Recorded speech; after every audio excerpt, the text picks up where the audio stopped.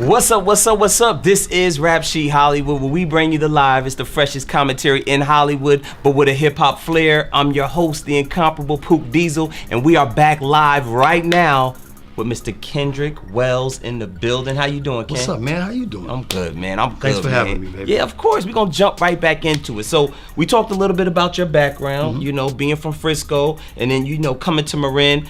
I want to just talk a little bit out to the Marin people, man. And I heard... Can I give a shout out to Mr. Freeze, man? Mr. Freeze. Mr. Freeze, man. He was a friend of Tupac's, man. He's a Marin City legend, man. He was the mayor. They call him the mayor. The mayor. You know your stuff, man. Okay. And yeah, he was a player back when they called it Dodge City. Love you, Freeze. Wow. Shout out to all the Marin City people, the Jungles, all of y'all, you know what I'm saying? We got love, we got love. That's right. Now, Pac had a rich history, you know, that really kind of started in Marin. You know, sometimes people say it gets a little murky, but we want to clear all that up today, man. So, you know, you got good times and bad times. Let's talk about, you know, the good times. You know, Marin did a lot for Pac. You know, you were there. Talk about the people in Marin a little bit. Give me a little bit of their flavor in a nutshell. Man, the people in Marin City is all love, man. The cats in Marin City are a little bit different because they got all this culture. They got all the black culture, but they surrounded by Marin County, which is like a rich metropolis. And, you know, it's just different out there. You won't see a lot of shootings, but cats, if you step wrong, they'll punch you in your mouth. They real deal, and they real brothers and sisters, but they're cut from a different cloth, man. And when you go out there, you have to check out that nuance, and it's nothing but love from the cats from Marin City. And Tupac figured it out, man. He got along really well in that community. So, you know, Tupac gets started in Marin. You know, he starts hooking up with all of the different music acts that are out there, you know. And you liken Tupac, you told me, you know, how he was kind of like Tarzan. You know, explain that a little bit, swinging from different vines. How was that? When he first got there, he hooked up with One Nation MCs, right? It was like these cats, they was rapping, they had DJs, and they was getting down. And he swung on that vine. He jumped on them. Ironically, they called where they used to rap the 7-9 vine. So... But he hung with those cats, and then once he got a hold of us, he swung over to us. You know what I'm saying? Me and my boys, we was like the players. We got around. You know that song, I Get Around? Now there's a little bit of story in that, right? Didn't Pac shoot you out of line in that? I was the real G doing time. Wow. He meant the truth and told a lie. Anyway, there it is. So he swung with us. He learned all his players from us. Right. And after he soaked up all he could soak up, he went to Santa Rosa and hooked up with Ray Love. He swung all the way there, and then you know, he started with them. He started learning how to really do professional shows and get down like a real rapper and stuff like that. Then he swung over to Digital Underground, and that's where he learned how to do it pop style. And he soaked up everything they had, and then he swung to Death Row, and that's kind of when he stopped swinging. Wow, it's a powerful statement, man. So after, you know, when he's swinging, he gets to Digital Underground, right? He comes back to Marin, and they kind of have a little incident that kind of takes place, man. What can you tell us about that? The Marin City Festival. The Marin City Festival. Well, some words have been exchanged. I think Pac did an interview, and in the interview, he said something. He kind of spoke out of place. He said something about the girls in Marin, and he may or may not meant it. I think he was on the spot, but he said something, and it rubbed a lot of people the wrong way. And I think it really hurt him. He didn't mean for it to be that way, and it just kind of divided him. Half the people loved him, didn't care. The other half were like, "Fuck this nigga."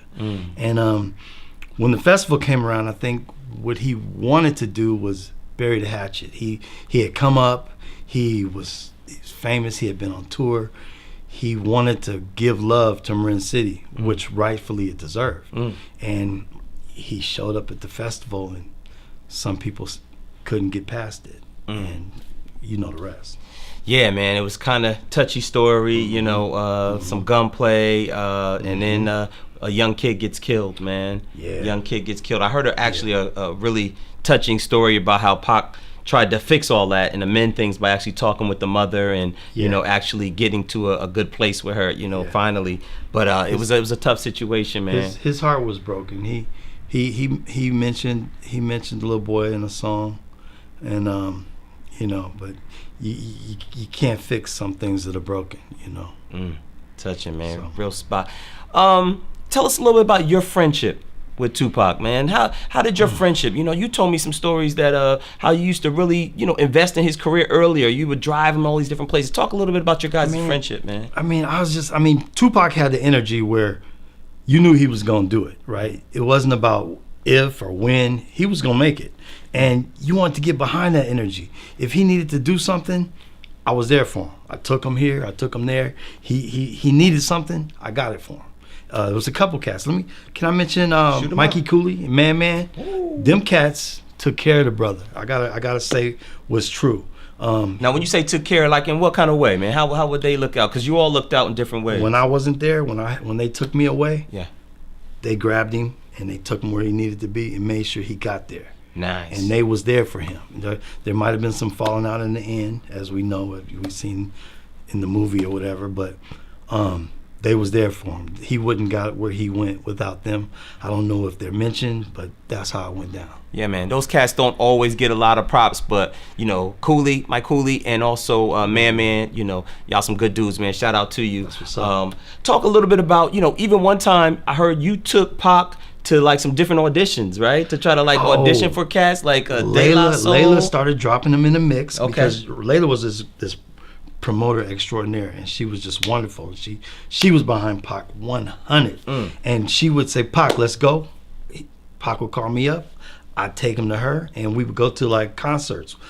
She took us to this one concert. I think it was Def Jeff and Afro Rican and De La Soul, and man, me and Pac was like, "Oh my God, I can't believe we're here. We're meeting these guys." I mean, these was hip hop big shots back in the day. Yes, sir. She set it up where he got to rap in front of these guys, and he brought out his coldest raps. He brought out Panther Power and his best stuff. And they all sat in the room and they listened to him and they did that usual nod, yeah. Mm-hmm. But they never called him. Wow. To this day, I don't think that they know that they had Tupac there. De La, y'all could have signed Pac, man. Def Jeff, man, you could have signed Pac. Crazy, yes, man. yes, but sir. that's the grind on That's coming the grind. up, man. That's the What grind. it is, man. Mm-hmm. So how did you talked about how you gave him a little bit of insight into the player life? You know, we know what came about later in terms of the Tupac really being a ladies' man. Just talk a little bit about how you kind of influenced him and what were you guys doing that he saw. I don't know if I influenced him so much. I think he took a crash course. There was a girl he was in love with. I won't say her name, but he was head over heels. And his boy knew that I had been with her, and he set him up. He told him to ask me about it, and I'm not gonna lie. Mm-hmm. I told him who she was and what she did and where she was. It broke his heart. It broke his heart.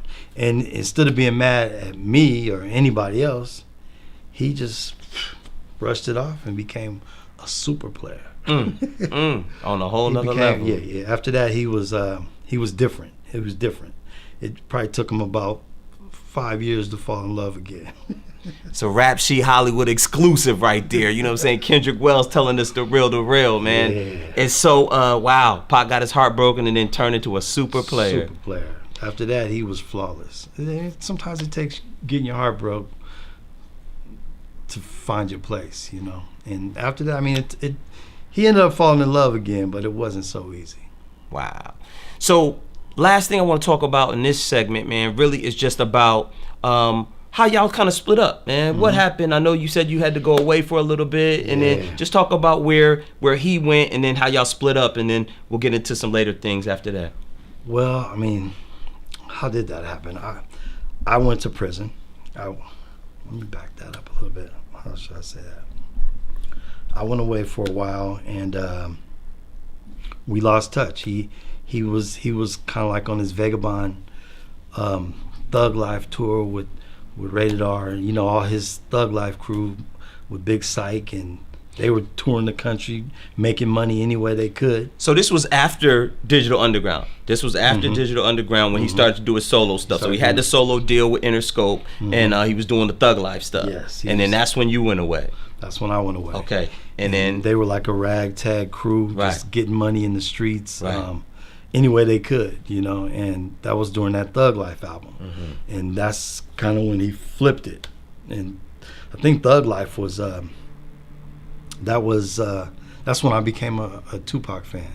That music was actually, I mean, don't get me wrong, I always loved his music and he was my friend, but that's when his music really started getting into my soul. And I think you asked me before what was my favorite Tupac what was song. it, man? Tell us, Rap Sheet want to hear it. Actually, it was From Me Against the World. It was Okay. So Many Tears. That's Stevie Wonder. That's my favorite too. I mean, just to flip that Stevie Wonder sample the way he did, and he just spoke. He made you feel kind of like you were just emotional, you know, with that. You was in it. You was like, you left your body on that song. You was like, what is going on? Wow. So Many Tears was spiritual. Yeah. And you know, I hear he would talk about that all the time, like gospel, like you know, the street gospel, and he would make those kind of songs, man. That's when he really connected. I think that album was when he really learned how to get into the listeners' souls. Wow. Y'all hearing it right here, right live on Rap Sheet Hollywood, man. We're gonna go away for a quick break. Y'all stay tuned. Make sure you click that subscribe, like, share, all of that good stuff, man, and we'll be back with more Rap Sheet Hollywood. Yeah.